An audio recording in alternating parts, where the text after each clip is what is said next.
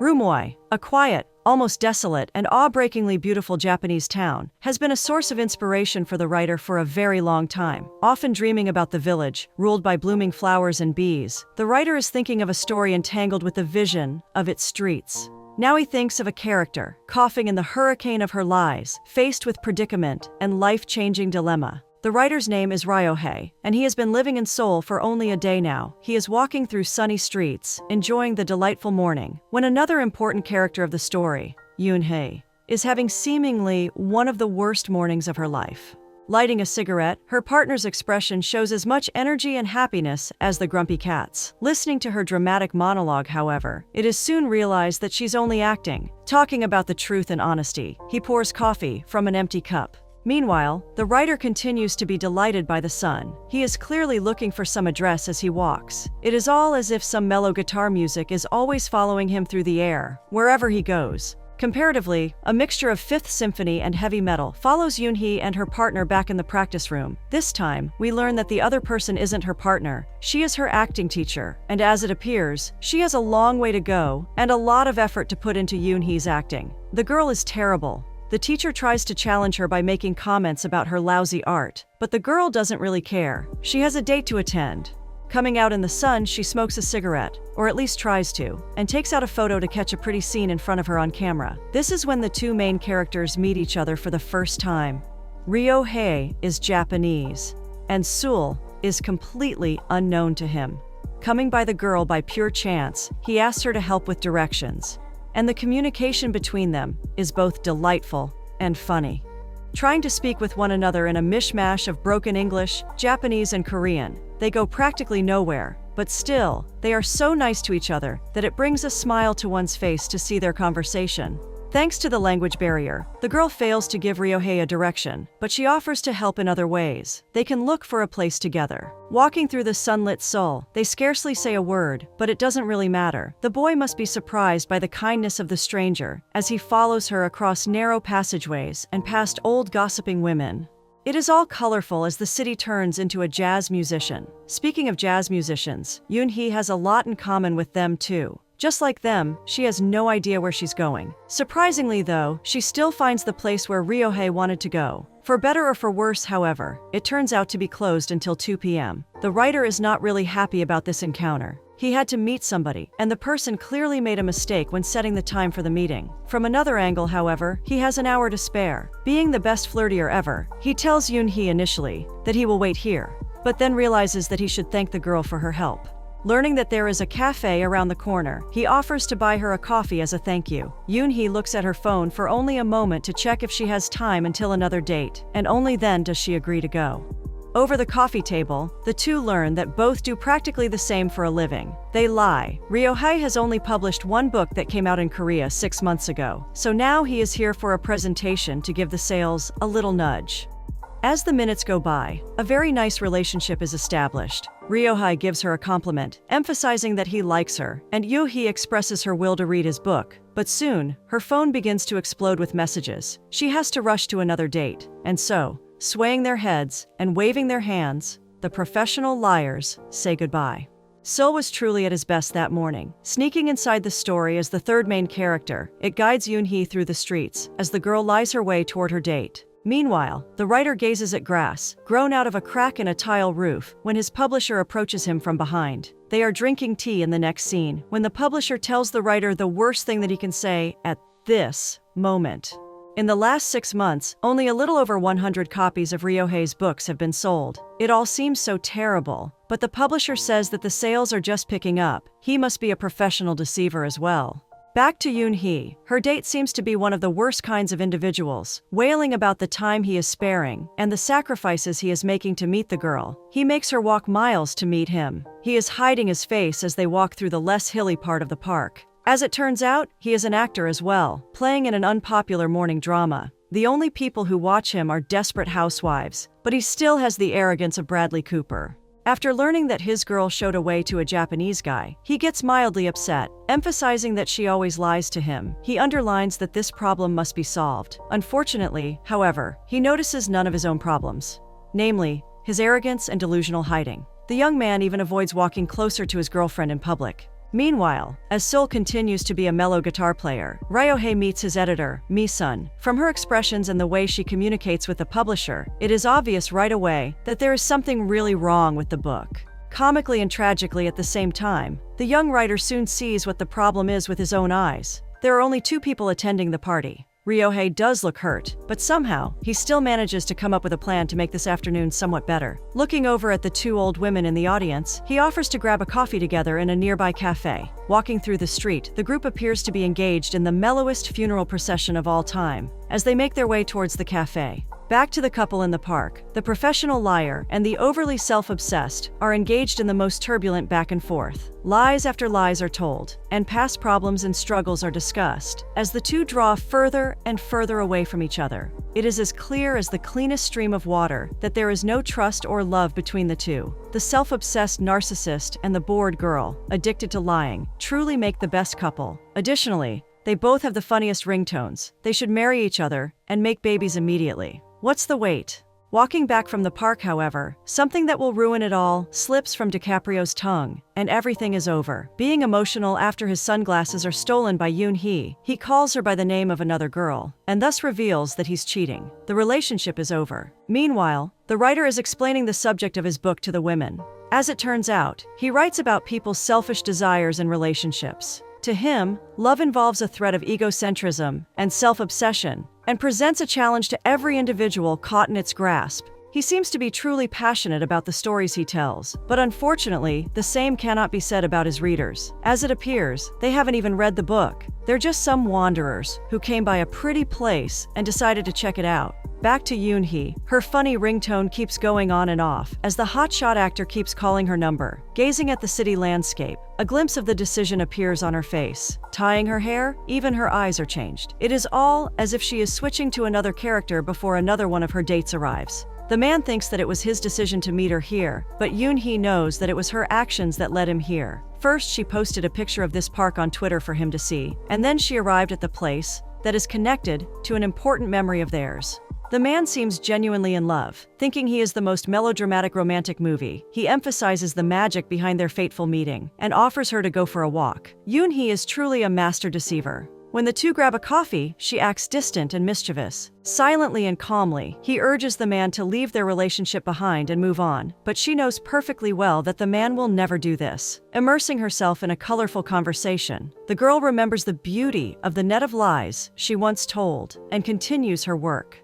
Knitting a masterful scarf of lies about her past and present, she goes on and on about how important honesty is for her, and reminds the man that he once lied to her. What a terrible man he seems to have been. It is here that the man's name is first uttered.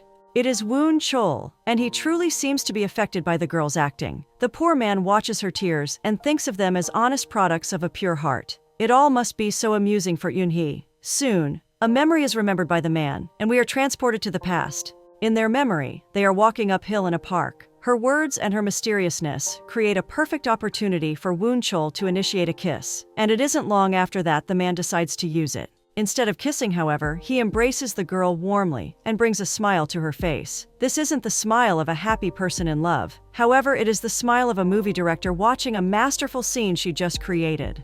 And what a scene it is!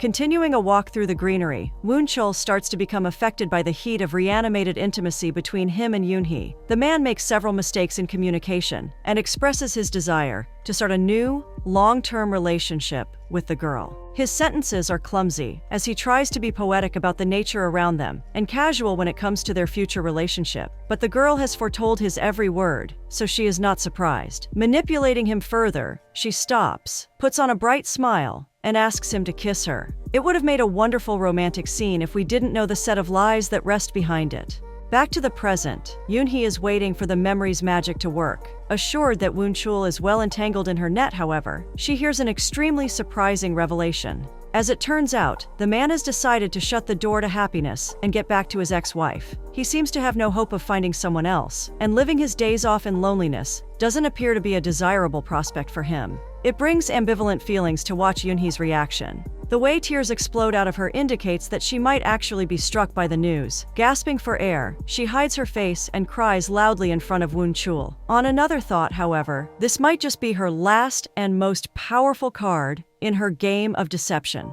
In any case, the man seems extremely hurt to see what he has done. He wants to know for sure what she feels towards him at this moment. He also wishes for her to know what enormous love lies in his heart. But Yoonhee acts as if she has no idea what he's talking about. Perhaps this is the reason why Woonchul finds himself running after her when she walks away. Back to the poor writer, Ryohei receives countless apologies from his publisher once the most crowded book launching party is over. As a last resort, he emphasizes that there is an extremely attractive reporter who wants to interview him. As the publisher asserts, the girl is a huge fan of his and has been waiting for this moment for a long time. This all sounds great, but it cannot be enough to make the writer happy. The fact that this news doesn't really excite Ryohei is especially heartbreaking for the publisher, because he has some bad news to convey too. As it turns out, he is currently going through a divorce and is forced to close down his publishing house. He says this while smiling like the most happy man in the world and appears to be a man with a pure and kind heart. Before saying goodbye to Ryohei, he praises his work and leaves an impression of an honest man. The report by the name of Hyun Kyung comes by then, and the two are introduced to one another. Meanwhile, the confused Woonchul wants to talk everything through, but Yoonhee chooses not to give him this pleasure. She prefers that he's overwhelmed by the feeling of helplessness and confusion for a while. It will definitely be good for their future relationship. Furthermore, she has to meet her friend, who doesn't really exist at the university, so she must go as soon as possible. It has all gone almost perfectly for Yoonhee. She must not be coughing while lying now. The most popular actor in the world does everybody a favor and appears without a mask in the next scene. He is calling Yoonhee to let her know that he needs to talk as well. As it turns out, he is feeling just as confused and guilty as Woonchul. The man is so desperate that he even apologizes and calls Yoonhoo the love of his life, the only person that there is for him. Additionally, he explains that the woman's name that slipped out of his tongue doesn't belong to a real person.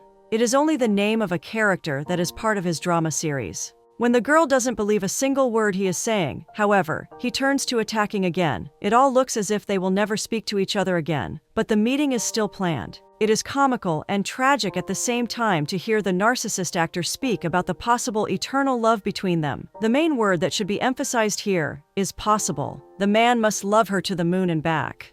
Ryohei is participating in the weirdest interview in the meantime. The girl asks only personal questions and tries out the writer's politeness. Sentence after sentence, it becomes gradually more apparent that the girl is more interested in Ryohei's personality than in his book. Back to Eunhee, the girl is encountered with an extremely difficult and dangerous challenge. On the way to meet his movie star, she runs into Woonchul. The man seems to have been following her after a seed of suspicion appeared in his heart. Now he has accused her of lying and wants an explanation for all of this. Yoonhee is coughing in the turmoil of her own lies here. Knowing that the movie can start at any moment, she concludes that she must prioritize this moment. Before Woonchul's problem is taken care of, she must first avoid running into another one of his men. This is why she fakes a stomachache. But when this attempt ends up unsuccessful, she turns to attack. The lash-out is furious, and the man appears to be defeated along with suspicions. The fact that he's been following her is extremely irresponsible on his part, especially in light of the fact that he is getting back with his ex-wife. Once he is gone, Yoonhee is exhausted, coughing in between her two characters. She has no idea who she truly is. Confused and lost, she feels like a person, stranded in the middle of the ocean, with nothing firm beneath her feet, and nothing safe to lean on. Unfortunately for her, this is exactly the moment when the narcissist actor finds her in the park. In need of some time to think and get back into her character, Yoonhee asks the man to wait for her downhill. Naturally, the nationwide star has no intention of leaving her alone here, but he receives a call from someone, so he feels a bit forced to move away from Yoonhee for a little while. This is exactly the moment when tension rises even higher. The knot behind the loop of Yoonhee's lies becomes stronger and firmer as Woonchul appears in the distance. The girl has no idea what to do. Woonchul is pacing downhill, going exactly in the direction of the movie star when the girl decides to just run away. An extremely comical yet tense scene develops as the two men catch her walking away. Almost in unison, Woonchul and the movie star pace after her as Yoonhee tries to walk as fast as she can. The structure of her lies begins to crash down on her as Woonchul starts calling her name. She has no other option than to stop and turn around. And so, the three have a face within the course of the next few seconds. The men don't really show much aggression towards each other. They mainly want to know what the hell is going on. Question after question is shot in Yoonhee's direction, but the girl remains quiet for a long time. Perhaps even instinctively, she tries to separate the two. If she wants to lie to them, she must do it separately because the two men have completely opposite pictures of her in their minds. This attempt of hers, however, turns out to be unsuccessful. Realizing that there is no use in trying to make her tell the truth, the two men start sharing their stories. This is how they learned that they both met her at the same time 2 years ago. As part of her lies are revealed, the movie star offers Woon Chol to have some soju together. As it seems, the two men want to tell each other everything, and with this, shed light on all of her lies. Meanwhile, Ryeon Kyung starts giving real questions to the writer. She empathizes with Ryohae's tendency to put his characters in dire straits. The challenges that they are presented with are almost impossible to overcome. Being at the mercy of their writer, they are never spared from the dangerous situations they put themselves in. The interviewer is interested in the reason behind this cruelty. She also wants to know if, just like his characters, Ryohae is governed by his desires as well. To the first question, the man responds that by putting his characters in danger, he aims to elicit a strong reaction in readers. In regards to the second question, he points out that his characters who are caught up in their own selfish desires are, in fact, not projections of his own personality. They are just people whom he knows and understands. While giving out another question, the interviewer reveals how one of Ryohae's characters ends their lives. As it turns out, she falls from a cliff and is buried underground. Ryeon Kyung has felt a weird connection with this character and wants to know if a person like that really exists. Suddenly, before the response can be uttered, something very unexpected is shown. The scene is shown from afar, and the writer is displayed sitting all alone at the table. The interviewer has disappeared. Perhaps she has never even existed.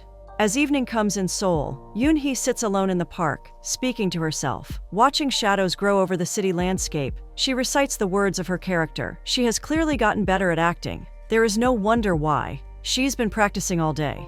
That night, Ryohae and Yoon-hee ran into each other again. The man is walking through the park when he catches a glimpse of her sister, sitting on a bench. She seems happy to see him. Ryohae is different. He is transparent and honest, both in his confusion and in his clumsy affection. Both of their days were terrible, so perhaps they should walk it off. The trail they set their foot upon is long and tiring, but the duo likes following it a lot. Seoul starts playing calming piano jazz as they immerse themselves in a mellow conversation. As they walk uphill, Yoon-hee says nothing but the truth. She admits that after coming down from the stage, she is often unable to get out of her characters, to find herself beneath her facade that is full of lies and a confused mishmash of many personalities. Today, she's been doing nothing but deceiving. Even now, she would probably be immersed in a variety of lies if lying in English wasn't so tough for her. It all sounds very dramatic, but the mellow tone of their conversation is unchanged as these words are said. They even laugh after the last sentences are said. It is relieving to see Yoon-hee speak honestly for the first time. The connection between the two must truly be something. Ryohae never liked writing happy endings, but tonight, everything changed. Participating in one of them, he realizes that happy endings feel great.